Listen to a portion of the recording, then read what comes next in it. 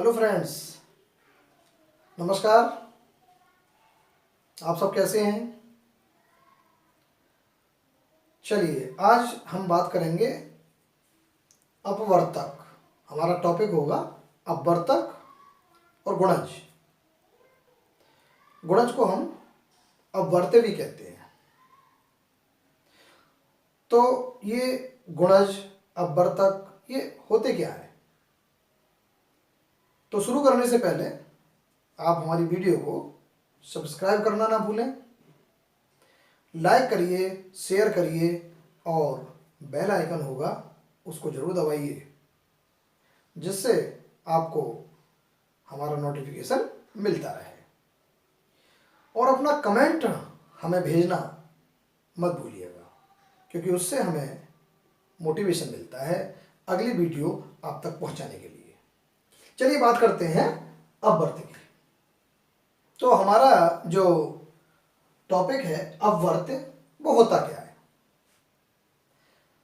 हम ये मानकर चलें कि कोई संख्या है हमारे पास, वो संख्या जितनी संख्याओं से कट जाए, वो संख्या जितनी संख्याओं से कट जाए, पूरी तरह से विभाजित हो जाए, वो सारी की सारी संख्याएं उस संख्या के अपवर्तक होंगी।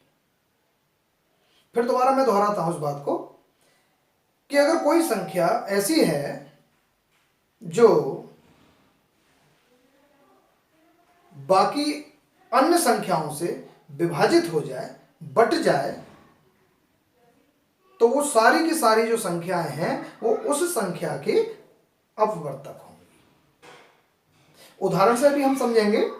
जैसे मान लिया हमारी संख्या 15 है, हमें 15 के अपवर्तक ढूंढने हैं।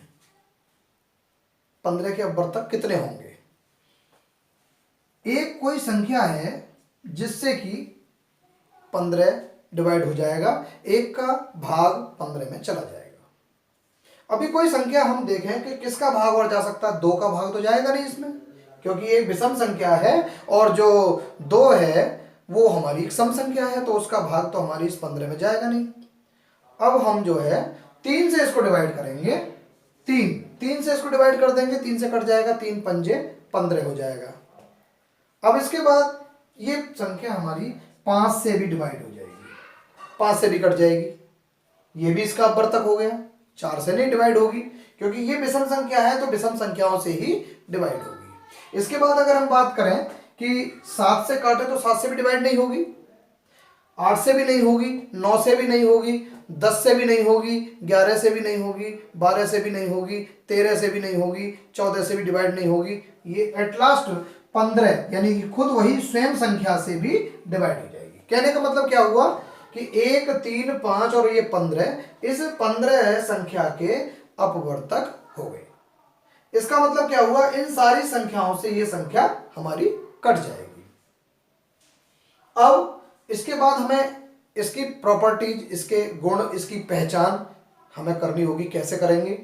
पहली बात तो ये हुई कि ये जो कोई भी संख्या होती है, उस संख्या को स्वयं का हम अपवर्तक मानेंगे, कि उसी से भी कट जाएगी, वो उस संख्या से स्वयं कट जाएगी। दूसरा क्या है कि एक जो नंबर है, 1 जो संख्या है, वो प्रत्येक संख्या का अपवर्तक होता है। इससे जाहिर हो रही है बात, क्लियर है। दूसरी बात कि यानी कि जो संख्याएं हैं, किसी संख्या के जो अपवर्तक हैं, उन अपवर्तकों की जो संख्या है वो सीमित होगी। 1, 2, 3, 4 इसकी सीमित है, किसी में 5 होंगे, किसी कुछ, लेकिन लिमिटेड होगी, सीमित होंगी। ये नहीं कि वो असीमित हो, जिनका हमें बोध ना हो सके, पता ना चल सके, ऐसी कोई बात अपवर्तक के लिए नहीं होगी, यानी कि वो संख्याएं सीमित होंगी। एक बात ये रही कि उस संख्या, जो संख्या है हमारी, उसका अपवर्तक या तो स्वयं के बराबर होगा या फिर स्वयं से छोटा होगा। जैसे इस 15 का अपवर्तक 15 है, यानी स्वयं के बराबर है, और या फिर उस 15 से सारे के सारे अपवर्तक छोटे हैं। तो इस उदाहरण से ये बात क्लियर हो जाती है कि अपवर्तक जो है वो इस तरह से होगा कि उसकी सारी जो अपवर्तक हैं किसी संख्या के वो सीमित होंगे, उनकी संख्या सीमित होगी अपवर्तकों की, और उनका एक तो सब में शामिल होगा, यानी एक नंबर जो एक जो संख्या है वो सभी संख्याओं का अपवर्तक होगा। और दूसरी बात इसके अंदर कि वो जो संख्या है स्वयं वो स्वयं का अपवर्तक होगी, ये भी बात इससे क्लियर हो रही है। दूसरे कि वो जो संख्याएं हैं जो अपवर्तक हैं सारे उस संख्या के अपवर्तक, उनमें से वो संख्या स्वयं भी अपवर्तक है और उससे कम जो होंगी वो सारी संख्या उसकी अपवर्तक होंगी। ये बात थी हमारी अपवर्तक के लिए। अभी हम बात करेंगे गुणज पर। तो हमारा दूसरा जो टॉपिक था वो था गुणज।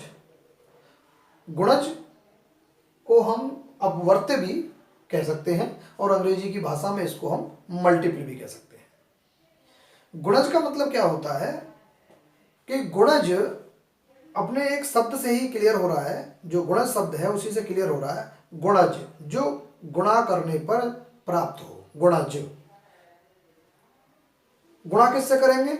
जो प्राकृतिक संख्याएं 1 2 3 4 5 6 7 ये सब लगातार प्राकृतिक संख्याओं की अगर किसी एक संख्या को ले लें और उस संख्या की इनसे गुणा करते चले जाएं तो सारी जो संख्याएं प्राप्त होंगी वो गुणज होंगी।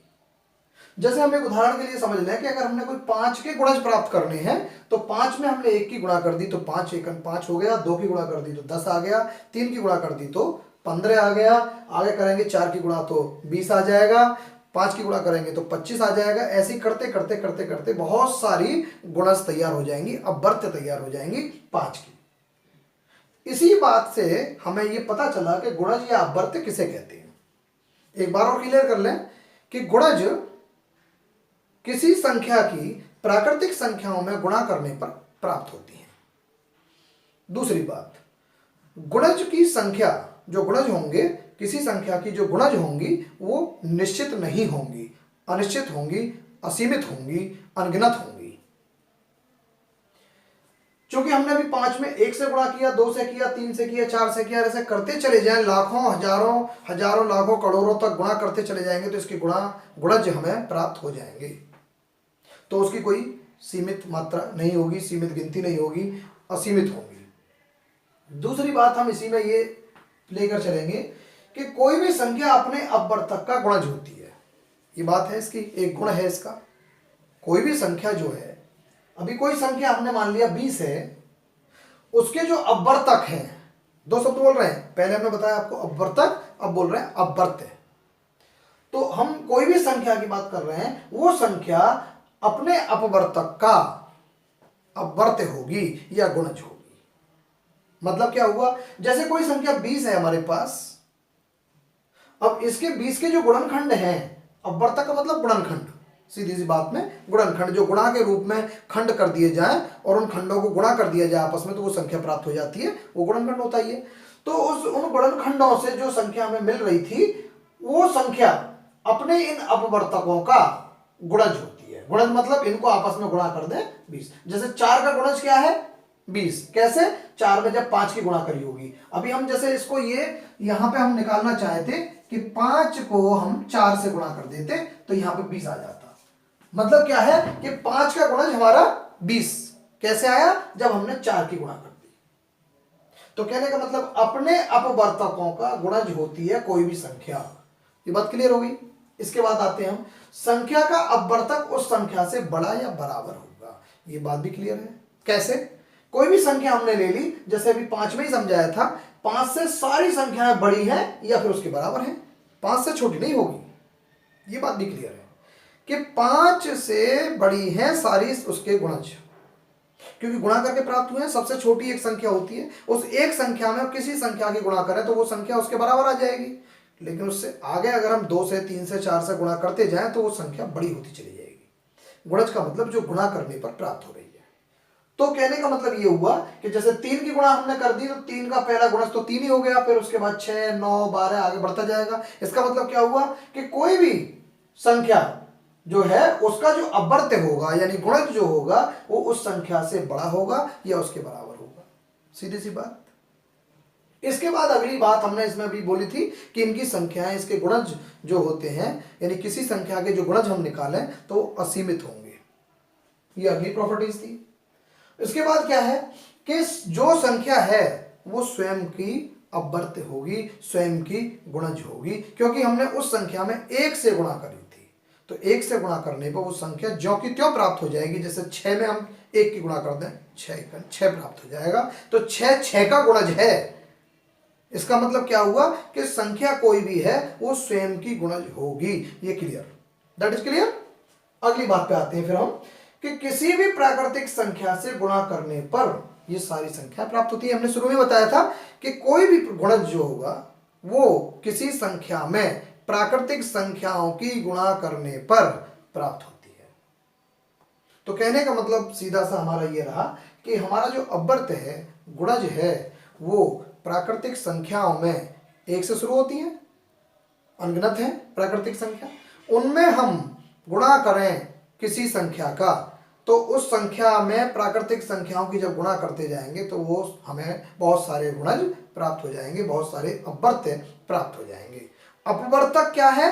अपवर्तक जो होगा हमारा, जैसे कि अब ये जो 3 है या ये जो 4 है या ये 5 है, किसी का भी हम उदाहरण ले लें, इनमें हमने सारी संख्याओं की 1 2 3 से गुणा करते चले जा रहे हैं तो हमें गुणज प्राप्त हो रहा है। कहने का मतलब क्या हुआ कि अगर हमने ये जो लिया था 4 और 5, ये इस 20 के गुणनखंड है, लेकिन ये जो 4 और 5 हैं ये इनका, इसका तो ये और इसका ये के साथ गुणा करने के बाद संख्या 20 प्राप्त हो रही है। इसका मतलब 20 जो है इस 4 का भी गुणज है, 20 इस 5 का भी गुणज है। मतलब क्या हुआ? अपवर्तकों की गुणा करने पर, यानी कि कोई भी संख्या अपने अपवर्तक का गुणज होती है। कोई भी संख्या, मान लीजिए मैंने कोई संख्या 100 ले ली, 100 10 का भी गुणज है, 100 50 का भी गुणज है, 100 25 का भी गुणज है, 100 5 का भी गुणज है। यानी ये 100 जो है ये कई संख्या, मैं संख्या 5 मान लूं अगर, तो 5 का जो गुणज होगा वो 100 होगी। कहां जाके होगी? जब 20वें नंबर पर होगी, क्योंकि हमने उसमें 20 की गुणा की होगी 5 में, तब 100 आएगा। तो 5 का गुणज 100 भी होगा। इसी लाइन को आगे बढ़ा दें हम, तो 5 का गुणज 100 भी आएगा, 20वें नंबर पे आएगा 20 की गुणा करने के बाद। 20 भी एक प्राकृतिक संख्या है। और अगर हम ये कहें कि हमें 10 का गुणज चाहिए, तो 10 का गुणज भी 100 होगा। वो कब होगा? जब 10 में हम 10 की गुणा करेंगे, यानी कि 10वें नंबर पर 10 का गुणज हमें 100 प्राप्त हो जाएगा। अभी हम बात करें कि हमें 20 की बात कर रहे हैं, 20 का गुणज चाहिए, तो हम 20 का गुणज भी हमें प्राप्त होगा। तो 100 प्राप्त हो सकता है, लेकिन कब प्राप्त होगा? वो 20 का गुणज 5वें नंबर पर, 20 पंजे 100, जब 5 प्राकृतिक संख्या की गुणा 20 में करी होगी, यानी उस संख्या में किसी उसके अपवर्तक की गुणा कर दें, यानी किसी प्राकृतिक संख्या की गुणा कर दें, तो उसका गुणज प्राप्त हो जाता है हमें।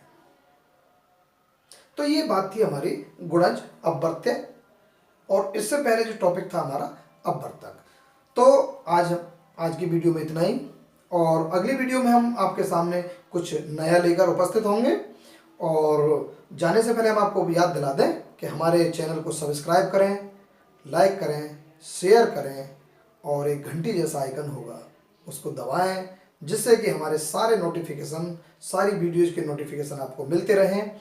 और अपना कमेंट करना ना भूलें, क्योंकि आपके कमेंट से हमें प्रोत्साहन मिलता है, हम मोटिवेशन हमको मिलता है, हमें अगली वीडियो लाने के लिए एक आपसे पुरस्कृत होते हैं हम। वो कमेंट ही आपका हमारे लिए पुरस्कार है।